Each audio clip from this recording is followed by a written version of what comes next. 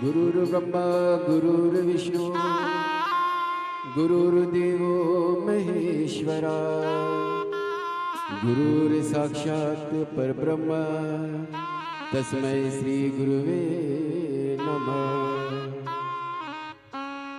तेरे हाथों में गुरु मेरी डोर है, डोर तेरे हाथों में गुरु मेरी डोर है, तेरे हाथों में गुरु मेरी डोर है, डोर तेरे हाथों में गुरु मेरी डोर। तू जाने तेरा काम जाने, तू जाने तेरा काम जाने गुरुदेव।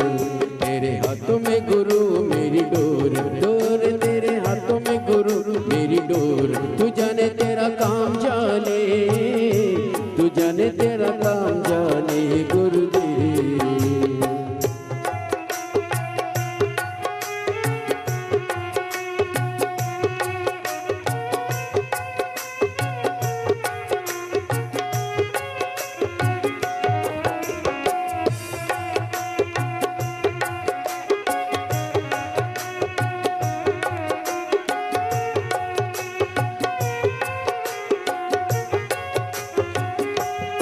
तो मेरे मन में तू है समाया, मेरे मन में तू है समाया, तू ही मेरा रखवाला। मेरे मन में तू है समाया, तू ही मेरा रखवाला। ध्यान तेरा मैं लगाओ, शीश चरणों में झुकाओ, गुरु गुरु मेरी अर्जी है अर्जी। आज बिगड़ी बना दे मेरी, आज बिगड़ी बना दे मेरी। तू जाने तेरा काम जाने, तू जाने तेरा काम जाने गुरुदेव। तेरे हाथों में गुरु मेरी डोर है, तेरे हाथों में गुरु मेरी डोर है। बोली परम पूज्य गुरुदेव की जय। जय जय श्री राधे। सभी भक्तों को हर हर महादेव सदा जय श्री कृष्ण। श्री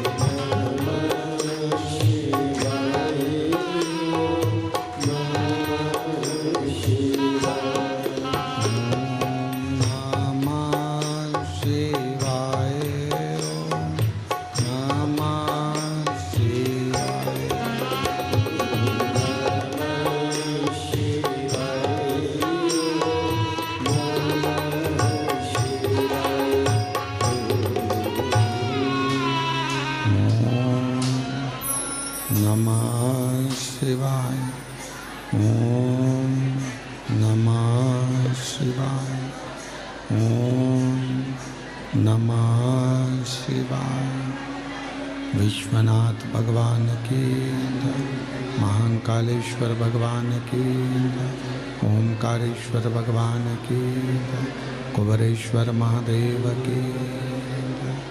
हर हर महादेव, हर हर महादेव, हर हर महादेव।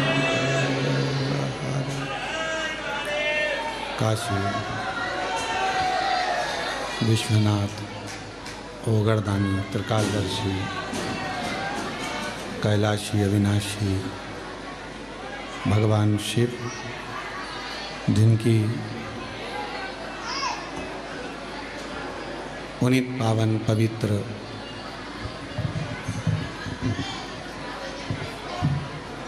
शिव महापुराण की कथा बाबा देवादिदेव महादेव की कृपा से कुबेर भंडारी की ये पवित्र भूमि कुबेरेश्वर धाम, जहाँ कुबेर भंडारी भगवान कुबेरेश्वर महादेव कंकर शंकर के रूप में विराजमान है। कार्तिक का महीना दामोदर मास में स्वर्गीय श्री मायाराम साहू जी, स्वर्गीय श्रीमती सोनवती साहू जी, स्वर्गीय श्रीमती बुधिया साहू जी, स्वर्गीय श्री मोहनलाल साहू जी की स्मृति में दामोदर प्रसाद साहू जी परिवार एवं समस्त ग्रामवासी धनौरा के सौजन्य से ये पवित्र पावन शिव महापुराण की कथा का आयोजित किया है। साहू परिवार के लिए एवं छत्तीसगढ़ के धनौरा ग्रामवासियों के लिए एक बार जोरदार ताली बजाकर सभी का स्वागत करूँगा। अभिनंदन, बहुत बहुत स्वागत। और तेरी कृपा बिना नहीं एक भी लेते श्वास तेरी कृपा से तन बखान क्या करूँ रातों के ढेर का चपटी भभूत में खजाना कुबेर का। हे गंगाधार मुक्ति द्वार ओंकार तू बोले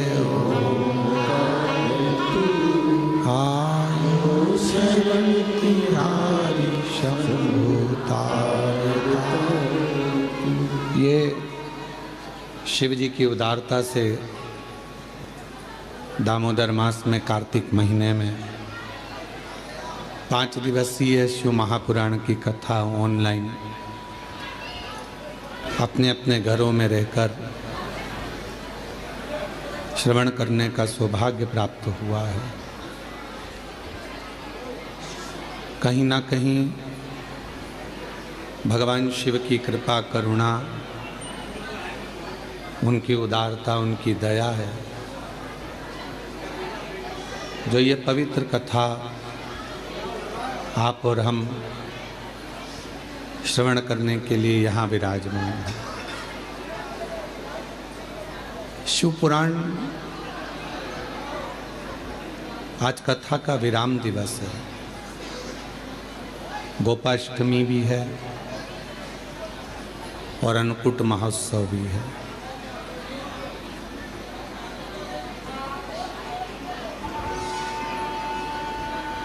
कहते हैं जैसे वृक्ष में एक लोटा जल देते हैं, पानी देते हैं तो पूरा वृक्ष हरा भरा रहता है, उसी तरह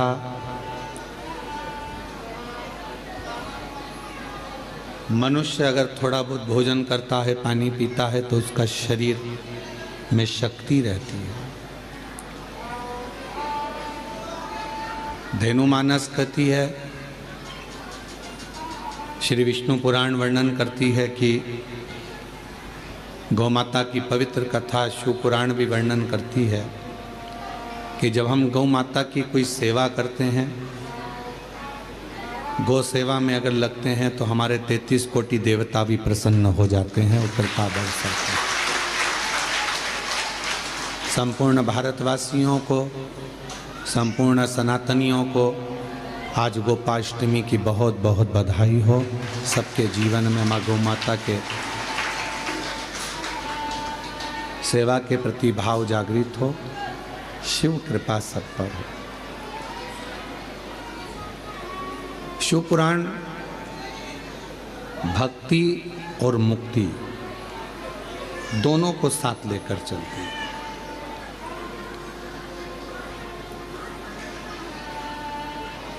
केवल शिव महापुराण की कथा मुक्ति ही नहीं देती, शिव महापुराण की कथा पहले भक्ति देती है और भक्ति के बाद मुक्ति देती है। क्योंकि बिना भक्ति के मुक्ति सहज नहीं। और मानव देह मिला है, मानव का शरीर मिला है, तो पहले इस शरीर के माध्यम से भगवान की अविरल भक्ति करना जरूरी है।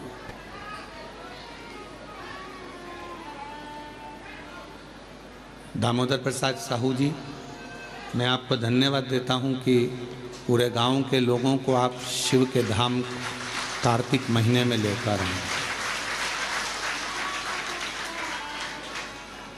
और आपने केवल छत्तीसगढ़ वासियों को ही नहीं, सारे देशवासियों को ये प्रेरणा दी है कि परिवार के साथ कुबेरेश्वर धाम जाकर शिव महापुराण की कथा का आयोजन कराकर अपने परिवार को भी एक गिफ्ट के रूप में दिया है। ये प्रेरणा है बेटे, ये आपकी प्रेरणा है कि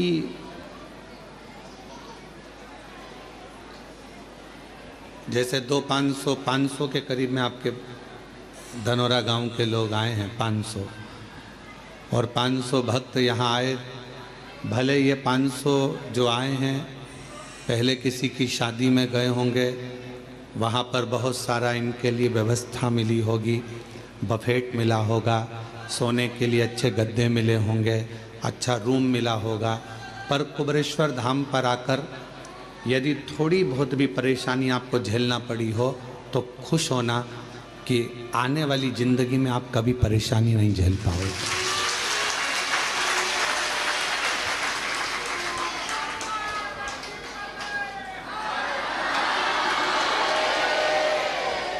सारे तीर्थों में जाकर अगर कोई कथा करवाए, सारे तीर्थों में जाकर अगर कोई भागवत कराते हैं, कोई शिव पुराण कराते हैं, कोई यज्ञ कराते हैं, कोई कथा कराते हैं, पर यदि मौका मिल जाए और एक बार अगर ये 12 ज्योतिर्लिंग के बीच में कुबेरेश्वर धाम पर आकर अगर कोई शिव महापुराण की कथा करवाएगा, तो ये निश्चित है कि 12 ज्योतिर्लिंग में कथा कराने का पुण्य फल उसको प्राप्त हो जाएगा। भले आपके साथ 50 लोग आए, 100 लोग आए, 200 आए, 500 आए, पर शिव महापुराण की कथा जब आप यहाँ कराते हैं, यजमान बनते हैं, तो 12 ज्योतिर्लिंग का पुण्य आपके साथ में रहता है। 12 ज्योतिर्लिंग। और हम तो कहेंगे आपके मेहमानों को भी धन्यवाद है कि इन 500 मेहमान जो यहाँ आए हैं, उनके मन में यह भाव तो आया कि हमें कुबेरेश्वर धाम जाकर कथा श्रवण करना है, हमें वहाँ रहना है।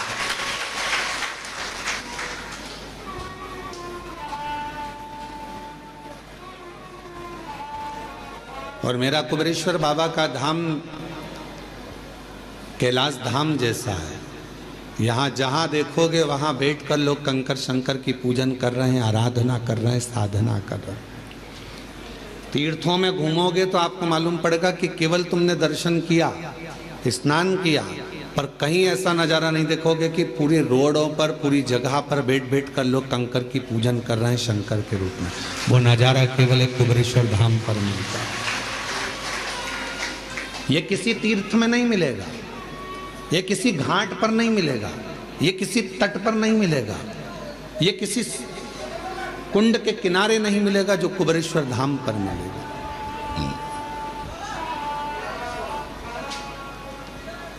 भक्ति और मुक्ति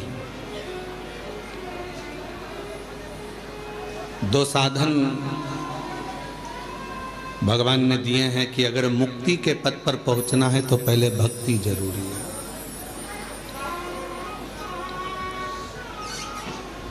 और भक्ति कम मिलेगी जब आपका भाव शुद्ध होगा।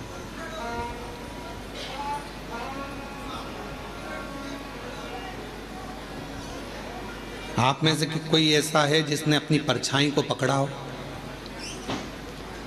अपनी परछाई अपने पकड़ाई में आती है क्या? बोलो, जम के बोलो। अपनी परछाई, अपनी छाया अपनी पकड़ाई में नहीं आता, पर सूर्य की ओर मुख कर लो, चलते जाओ तो वो परछाई भी अपने पीछे पीछे आना चालू कर देती है। भले पकड़ाई में नहीं आए, पर तुम में इतना बल आ जाता है कि तुम सूर्य की ओर मुख कर लेते हो तो परछाई तुम्हारे पीछे पीछे चलती है। उसी तरह सुख तुम्हारे हाथ में नहीं आ रहा ना, वैभव तुम्हारे हाथ में नहीं आ रहा, तरक्की तुम्हारे हाथ में नहीं आ रही, तो एक काम करो, ये तुम्हारे हाथ में नहीं आ रहा, सुख नहीं आ रहा, वैभव नहीं आ रहा, शांति नहीं आ रही, ये तुम्हारे हाथ में नहीं आ रहा, तो तुम भी एक काम करो। जैसे सूर्य की ओर मुख कर कर चलते हो तो परछाई पीछे चलती है, जो भगवान शंकर की ओर मुख कर कर चलता है उसके पीछे वैभव, सुख और शांति चलती है। उसके पीछे वैभव भी चलेगा, शांति भी चलेगी, सुख भी चलेगा, संपदा भी चलेगी। तुम शिव के हो गए तो शिव तुम्हें सब कुछ दे देता।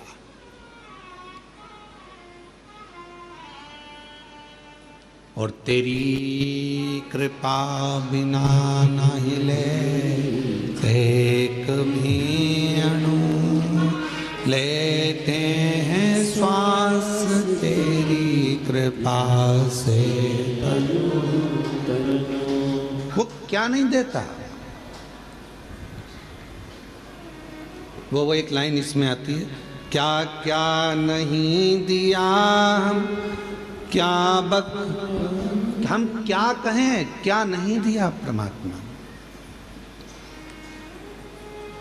क्या प्रदान नहीं करा परमात्मा ने। बस गए 3 लोक प्रभु तेरे दान से। शिव जी एक ऐसे हैं जिन्होंने 3 लोकों का निर्माण अपने दान से करा है।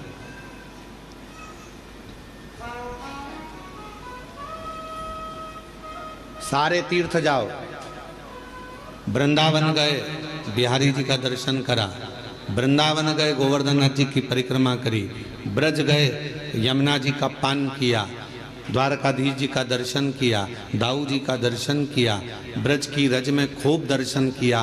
पर ब्रज की रज में पहुंचकर यदि तुमने किसी एक शिवालय में जाकर भूतेश्वर, चकलेश्वर,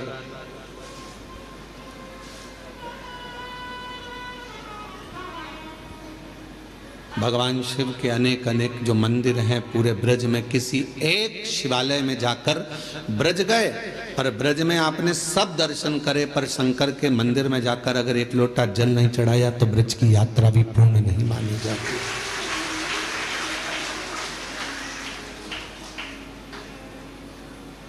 कभी गोपेश्वर, कभी भूतेश्वर, कभी चकलेश्वर, जहां तुम्हारा मन पड़े वहां जाकर एक लोटा जल जरूर चढ़ा।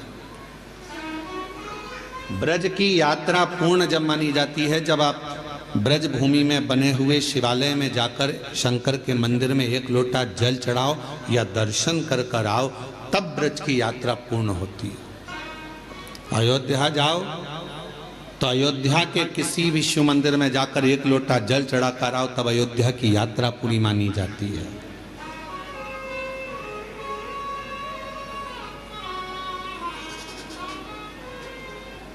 पहले ऐसा नियम था, अब आप लोगों के उधर है कि नहीं हमको नहीं मालूम, कि बद्रीनाथ चले जाओ, चाहे द्वारका जी चले जाओ, चाहे आप जगन्नाथ चले जाओ, तीर्थ कर कर आने के बाद आपको शंकर जी के मंदिर में जाकर लोटा भर जल चढ़ाना ही पड़ता था,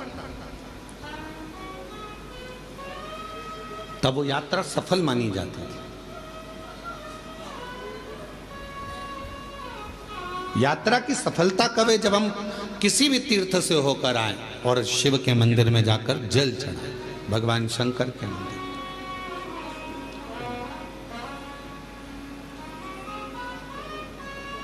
बस गए तीन लोक प्रभु तेरे दान से, बड़ा है तेरा दायरा, बड़ा दातार तू, बड़ा दातार तू, आयु शरण दिया शंभु तार तार तू। ये उसकी उदारता, इतना विशाल है वो, इतना विशाल है वो कि जो आता है उसकी शरण में उसको वो स्वीकार करते चले जाते, इतना विशाल।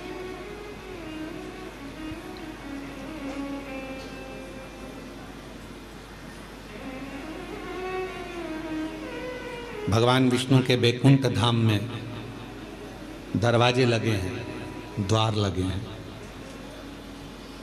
भगवान ब्रह्मा जी के ब्रह्मलोक में भी दरवाजे लगे हैं, द्वार लगे हैं। इंद्रलोक में भी द्वार लगे हैं, दरवाजे लगे हैं। गरुण वरुण नागलोक पितृलोक सब में दरवाजे लगे हैं। केवल एक भगवान शंकर का धाम कैलाश, केवल एक कैलाश जहां मेरे शिव बसते हैं वहां दरवाजा नहीं होता। क्यों? क्योंकि भगवान शंकर को मालूम है कि उसका भक्त उसको कभी भी पुकार सकता है, तो उसको दौड़ना पड़े, कभी भी पुकारे। हम आपसे पूछते हैं, एक उत्तर दीजिएगा। बेटा बहू अपने कमरे में है तो उनका कमरा वो दरवाजा लगाते हैं, बेटी अपने कमरे में है तो वो दरवाजा लगाती है, पर घर के बुजुर्ग माता पिता बूढ़े वो अपना दरवाजा कभी बंद कर कर नहीं सोते। सोते हैं क्या? बुजुर्ग माता पिता अपना दरवाजा लगा कर नहीं सोते, क्योंकि उनको मालूम है कब बेटा आवाज़ लगा दे, कब पोता आवाज़ लगा दे, कब नाती आवाज़ लगा दे, कब कोई बेटा बेटी आवाज़ लगा दे, कब दामाद आवाज़ लगा दे, तो हमको जाना पड़ेगा। उसी तरह मेरा शिव, मेरा शंकर, मेरा वो घरदानी, उसके दरवाजा नहीं है। उसको मालूम है कि जिंदगी में दुख कभी भी आ सकता है, और कोई दुख की घड़ी में एक लोटा जल लेकर शिव के मंदिर में जाएगा तो मुझे दौड़ कर आना पड़ेगा, आना पड़ेगा। हमसे कई लोगों का इस बात पर बहुत विवाद होता है। कई लोग हम पर ताना भी देते हैं, अपशब्द भी कहते हैं, गाली भी देते हैं कि क्या कथा करते हो, हर कुछ बता देते हो, हर कुछ बोल देते हो। कई लोग कहते हैं शिव जी को इतने बजे तक जल चढ़ाना, इसके बाद मत चढ़ाना, इसके बाद चढ़ाना, इसके बाद मत चढ़ाना। परशु महापुराण तो ये कहती है कि वो बाप है, तुम बेटे हो। बेटा बेटी को कभी भी माँ बाप की जरूरत पड़ जाए, उससे मिलने का सबसे सुंदर तरीका है एक लोटा जल। जब दुख आए तो दौड़कर मंदिर चले जाओ, चढ़ाओ।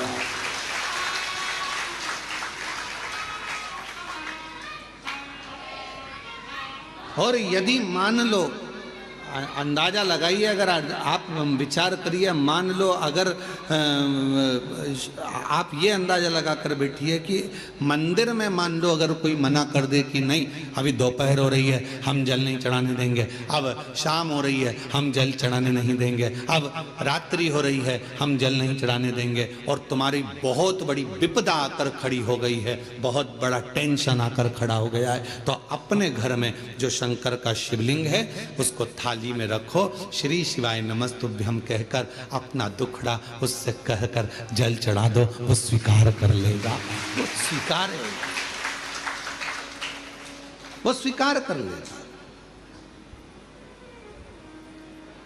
आप में से हमें उम्मीद है कि आप लोगों में से सब लोग 2-2, 4-4 दिन से यहां पर तो होंगे, हो यहां पर 2-5 दिन से, तो आपने देखा होगा केवल सारे मंदिर घूम कर आ जाओ, चाहे काशी जाओ, उज्जैनी जाओ, ओमकार जाओ, चाहे तुम्हारी मर्जी पड़े केदार जाओ, सबके पट बंद हो जाते हैं, पर कंकर शंकर की भूमि पर हमारे बाबा ऐसे बैठे हैं कि लोग पूरी रात जल चढ़ाते हैं और बाबा से अपना विनय करते हैं पूरी रात। और आप लोगों में से कई लोगों ने तो रात को 1 बजे भी उठे होंगे तो देख रहे होंगे कि लोटा लेके खड़ी है, कोई रात को 2 बजे भी उठा होगा तो उसको लगा होगा कि अभी भी दिया लगा कर बैठी है। रात को 12 बजे से लेकर 4 बजे तक के बीच में अगर आप देखोगे तो कई महिलाएं, कई पुरुष, कई बच्चे, कई बेटियां, कई बेटे अपनी साधना में, शंकर की साधना करने 1 लोटा जल चढ़ाकर रात्रि में भी साधना में डूबे रहते हैं। ये वो भूमि है, यहाँ से व्यक्ति तेज लेकर जाता है, ये वो भूमि है जहां से व्यक्ति खाली झोली लेकर नहीं जाता, झोली भर कर जाता है। ये वो भूमि है जहां व्यक्ति अपनी साधना को करने के लिए आता है। साधना, यहां तंत्र वाले भी आते हैं तो मंत्र वाले भी आते हैं, यहां साधना वाले भी आते हैं तो योग वाले भी आते हैं, यहां उपासना वाले आते हैं तो पूजा वाले भी आते हैं, बैठते हैं।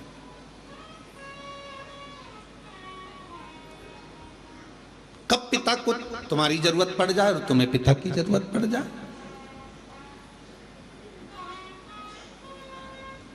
हमारे यहां पर दोपहर में हम जल नहीं चढ़ाने देंगे, हम शाम को जल नहीं चढ़ाने देंगे, हम रात को जल नहीं चढ़ाने देंगे, हम दिन में जल नहीं चढ़ाने देंगे। मत चढ़ाओ, जहां का जैसा नियम है उसके अनुसार चलो, पर अपने घर में, अपने पिता के पास कोई नियम नहीं चलता। वो जब तुमको तकलीफ आ जाए, जब तुमको दुख आ जाए, जब तुम्हें कष्ट आ जाए, तब उसको याद करना, श्री शिवाय नमस्तुभ्यम करना। किसी दूसरे के दरवाजे पर जाकर याद मत करो। दुख आया और किसी ने कह दिया चलो मैं तुम्हें वहां लेकर जा रहा हूं, वहां दुख मिट जाएगा, चलो मैं वहां लेकर चलती हूं, वहां तकलीफ मिट जाएगी। ना ना ना, मेरा तो बाप मेरे घर में बैठा है, मेरा बाबा बैठा है, कुबेर भंडारी का नाम लूंगी, कुबेरेश्वर बाबा का नाम लूंगी, 1 लोटा जल चढ़ाऊंगी, श्री शिवाय नमस्तुभ्यम कहूंगी और मेरा दुख कट जाएगा, ये निश्चित है। कभी भी याद करो उसको, कभी।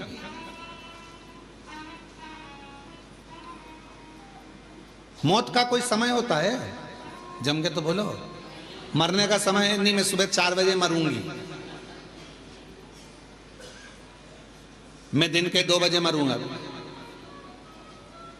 मृत्यु का कोई समय निश्चित नहीं।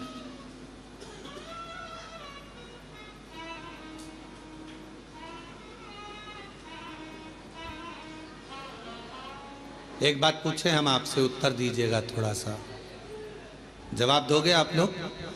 बोलो तो जम के। ठीक है। पहले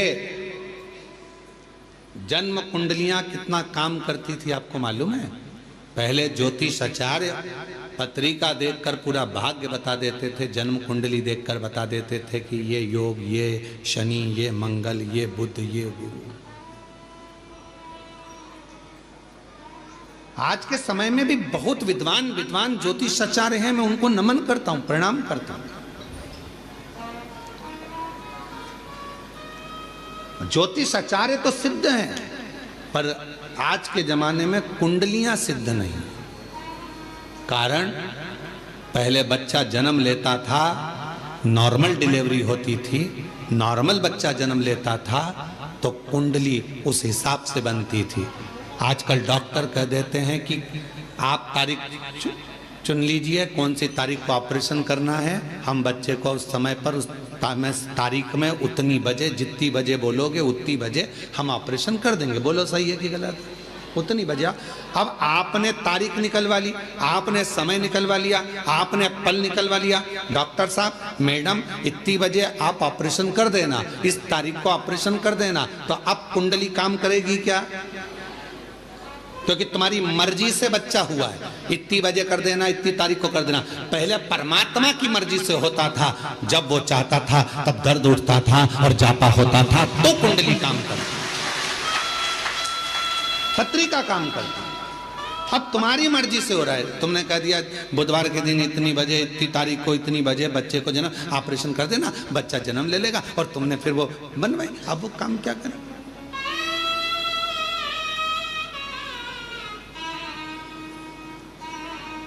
मृत्यु कौन सी श्रेष्ठ है? अब आप बताना, मौत कौन सी श्रेष्ठ है? रस्सी बांध के मर गए, वो मृत्यु श्रेष्ठ है क्या? बोलो बोलो। कुछ खा के मर गए, वो मृत्यु श्रेष्ठ है क्या? जम के बोलो। नदी में कूद के मर गए, वो मृत्यु श्रेष्ठ है क्या?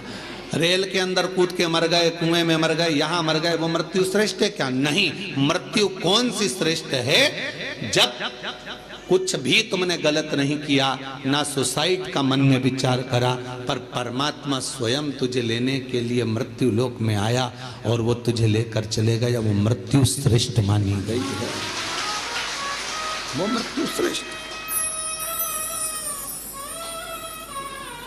अब तुम अपनी मर्जी से मर रहे हो, ट्रेन में बिना टिकट के चढ़ रहे हो, सीधी बात है ना, समझो उसको।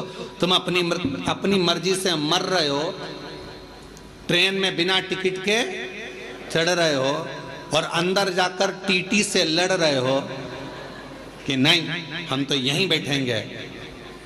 टीसी क्या करेगा? धक्के मार देगा, चलो बाथरूम के उधर जाओ, शौचालय के उधर जाओ, और शौचालय में फिर वहां जाके बैठ गए, बदबू अलग आ रही, तकलीफ अलग, इधर से मूंगफली वाला, इधर से सामान वाला, धक्का मुक्की, कोई पानी ढोल गया और तुम्हारा पूरी दरी गीली कर गया, और तुम बार बार मुंह पे कपड़ा बांध कर बैठी हो। कितना कितना भोगना पड़ रहा है।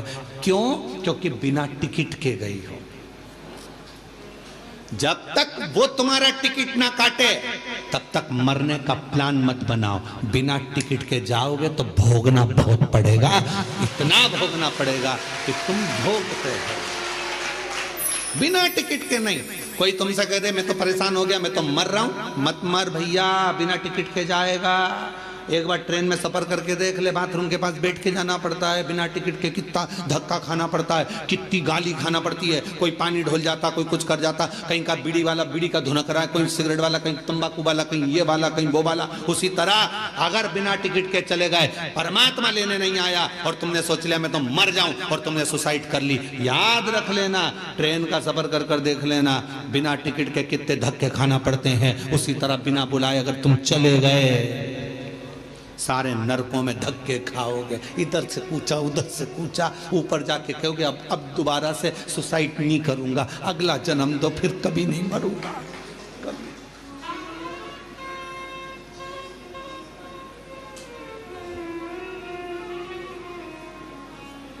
मृत्यु जब वो देगा श्रेष्ठता में, तो मौत का कोई समय नहीं है मरने का समय। मुहूर्त निकाला है तुम लोगों ने,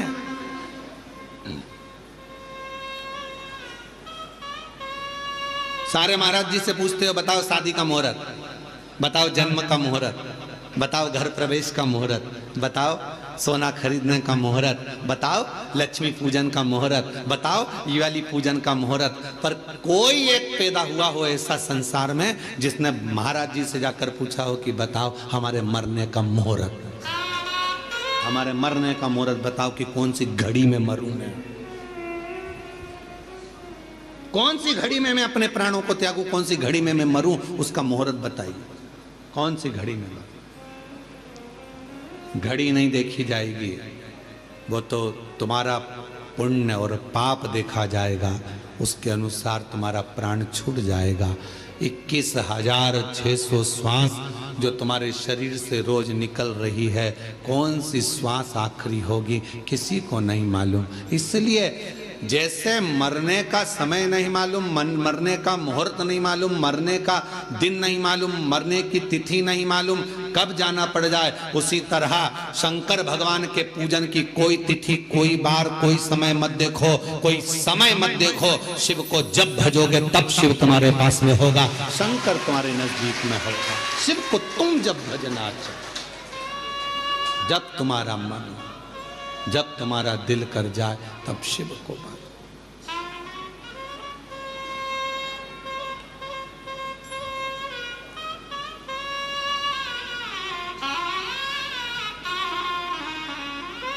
और महादेव नमन चरणों में स्वीकार कीजिए, सबका किया है मेरा भी उद्धार कीजिए, उद्धार कीजिए। है त्रिपुंडधारी, है त्रिशूलधारी, है त्रिपुंडधारी, है त्रिशूलधारी। चरणों में तेरे बाबा जी पावन है चारों धाम, चरणों में तेरे बाबा जी पावन है चारों धाम। तेरी देव करते वंदना, पूजे हैं सीताराम, हो जाए पूरी कामना, हो जाए पूरी कामना। उपकार कीजिए, सबका किया है मेरा भी उद्धार कीजिए, उद्धार कीजिए। है त्रिपुंडधारी, है त्रिशूलधारी,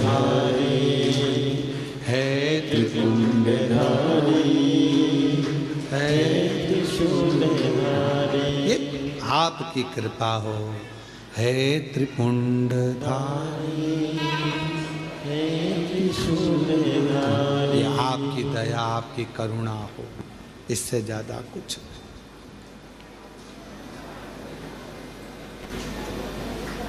कोई समय शिव को पुकारने का नहीं है कि इस समय पर भगवान को पुकारोगे तो जल्दी आएगा।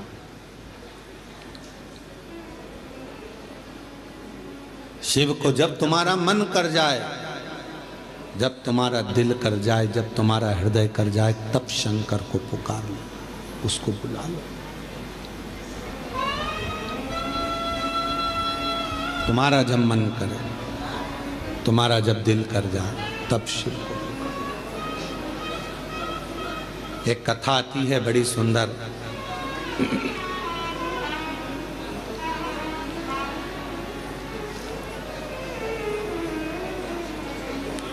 एक बार माँ जगत जननी जगदम्बा अम्बा माँ पार्वती जी कैलाश पर बैठी थी। भोगरदानी नहीं थे उस समय पर। भगवान शिव भोगरदानी उस समय पर वहां नहीं थे। माँ जगत जननी बैठी हुई थी।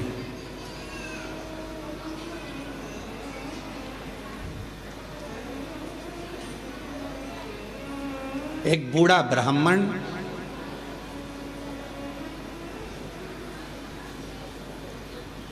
साधारण सी जिंदगी जीने वाला, बिल्कुल सहजता का जीवन जीने वाला,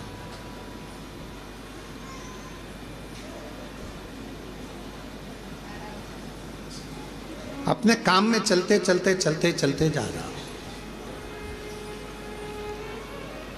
रोज उसका नियम था भगवान की भक्ति करना, स्मरण करना, जप करना, पाठ करना। शाम का समय था, देख नहीं पाया, ध्यान गया नहीं और मालूम पड़े कि उसके चरण एक खड्डे में गिर गए और खड्डे में पड़ने से उसका पाँव टूट गया, शरीर में चोट लग गई। उसके घर के लोगों ने उसको घर में ले जाकर सुला दिया। बहुत दिन तक वो घर में ही पड़ा रहा, घर में। जगत जननी जगदम्बा अम्बा माँ पार्वती जी ने देखा कब से पड़ा हुआ है ये, कितने दिन से पड़ा हुआ है। शिव जी को इसका ध्यान नहीं है क्या?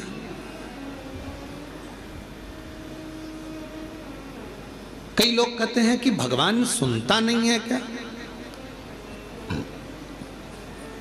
कई लोग कहते हैं भगवान क्या देखता नहीं है क्या? हम इतना भजन करते हैं और हमारे एक रिश्तेदार हैं वो हमको तकलीफ देते रहते हैं और इतना फूल रहा फल रहा, हमारे पड़ोसी इतने फल रहे फूल रहे जो भगवान के मंदिर तक नहीं जाते और लोगों को परेशान करके रखा है, उसके बाद भी उसके यहाँ भगवान इतना दिया जा रहा है। क्या भगवान नहीं है क्या? क्या भगवान की आंखें नहीं है क्या? लोग कहते हैं। हम इतना तपस्या करें, भजन करें, कीर्तन करें और दुख भी हमें ही आ रहा है। और वो इतना कष्ट देने के बाद दुनिया के लोगों को चूसे जा रहा है, धन लिए जा रहा है, लिए जा रहा है, लिए जा रहा है, लोगों को कष्ट दिए जा रहा है और उसके बाद भी फल फूल रहा है। क्या भगवान नहीं है क्या? है तो फिर जो इतना दुनिया को कष्ट दे रहा है वो इतना फल फूल क्यों रहा है? उसका कारण आज का नहीं है, पूर्व का है। कोई पिछले जन्म का उसने अच्छा कर्म करा होगा तो आज उसको भगवान ने इतना गाड़ी बंगला सत्ता वैभव जायदाद सब पूर्व का करा होगा, आज भोग रहा है। और आज आने के बाद अगर वो बेकार कर्म कर रहा है तो एक जन्म नहीं ना जाने कितने जन्म भोगेगा। और तू आज अच्छा कर रहा है, दुख मत मना। तूने पूर्व में कोई गलत कर्म करा होगा तो आज तेरे पास में ना थोड़ा धन कम है, वैभव कम है, सत्ता कम है, पर तेरे पास भजन तो ज्यादा है ना।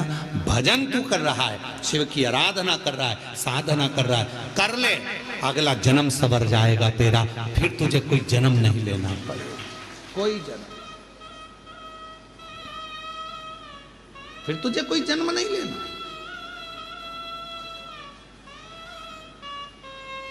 पार्वती जी की आंखों में जल भर गया कि कितना साधारण ब्राह्मण है और इतना इतना तप करने वाला, इतना साधना करने वाला, पूजन करने वाला, पांव टूट गया, शरीर टूट गया और पड़ा हुआ है। शिव जी का ध्यान नहीं है क्या? थोड़ी देर बाद भगवान शंकर आ गए, पार्वती जी उनसे रूठ कर बैठ गए। क्यों? क्योंकि भक्तों की दशा नहीं देखी गई, भक्तों की दशा नहीं देखी गई, माता से रूठ कर बैठ गए। शिव जी ने पार्वती जी से कहा, क्या बात है जगत जननी, तुम आज रूठी हुई सी दिखती हो। प्रभु आप इतने बड़े दयालु है, भगवान ने आपको 3-3 नेत्र दिए हैं, उसके बाद एक ब्राह्मण भक्त की दशा नहीं देखी जा रही तुमसे? जो रोज मंदिर जाता था, रोज भजन करता था, उसके पांव में चोट लग गई, कमर टूट गई, पांव टूट गया, वो पड़ा हुआ है पलंग पर, उसकी दशा नहीं देखी जा रही तुमसे? उसके पांव सही नहीं कर सकते, उसकी कमर सही नहीं कर सकते? शिव जी ने कहा, पार्वती कमर और पांव तो मैं एक बेलपत्र दूं उसको और खाएगा और वो ठीक हो जाएगा, पर मैं चाहता हूं कि थोड़ा समय वो पलंग पर पड़ा रहे, थोड़ा समय वो पलंग पर रहे, पलंग पर पड़ा रहे। हाँ, वो तुम्हारे को भज रहा है, तुम्हें जप रहा है, तुम्हारी आराधना कर रहा है और तुम कह रहे हो उसको पलंग पे पड़े रहने दो। हाँ पार्वती जी, उसको पड़े रहने दो। पार्वती जी नहीं मानी और पार्वती जी ने जाकर एक बूढ़ी का रूप रखकर उसको, पार्वती जी ने थोड़ा सा जल पिलाकर उसको पूरा स्वस्थ कर दिया। जैसे ही वो स्वस्थ हुआ, 4 दिन निकले, वो 4 दिन बाद निकल कर जा रहा था, वन से एक सिंह आ गया और शेर आकर उसको खा गया और उसका जीवन समाप्त हो गया। पार्वती जी ने कहा, जिसको मैंने ठीक करा था वो तो मर गया, मर गया, सिंह ने खा लिया, प्राण छूट गए उसके, वो मर गया। शिव जी के पास गई पार्वती जी, वो मर गया प्रभु, जिसको मैंने ठीक करा था उसके प्राण छूट गए। शंकर भगवान कहने लगे पार्वती तुम जान नहीं पाई मुझे, हे जगत जननी मैं काल अधिपति महाकाल हूं, मैंने उसकी मौत को देख लिया था, इसलिए तुझसे कहा था कि इसको पलंग पर पड़े रहने दे। ये पड़ा रहता इसकी मौत टल जाती और ये ठीक होकर फिर अपने काम में लग जाता, पर तूने चलने नहीं दिया।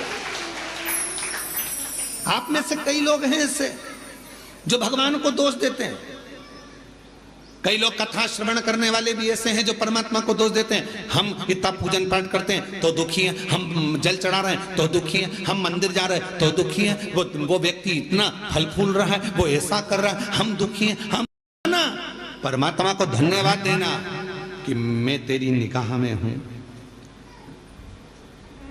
मैं तेरी निगाह, धन्यवाद दो। थोड़ा सा कष्ट आ गया तो रोना नहीं, भगवान को धन्यवाद देना कि कोई बड़ा दुख आने वाला था, थोड़े से दुख पर निकाल दिया। हाथ में लग गई, पांव में लग गई, घर में पड़े हो ना, तो परमात्मा चाहता है कि तेरे साथ कोई घटना घटने वाली थी तो निपटने वाला था, इसलिए हाथ पैर तोड़कर तुझे घर के अंदर पटक दिया कि तेरी जिंदगी बच जाए, तुझे कहीं जाना ना पड़ जाए। छोटी सी पे निकाल दिया, छोटी सी।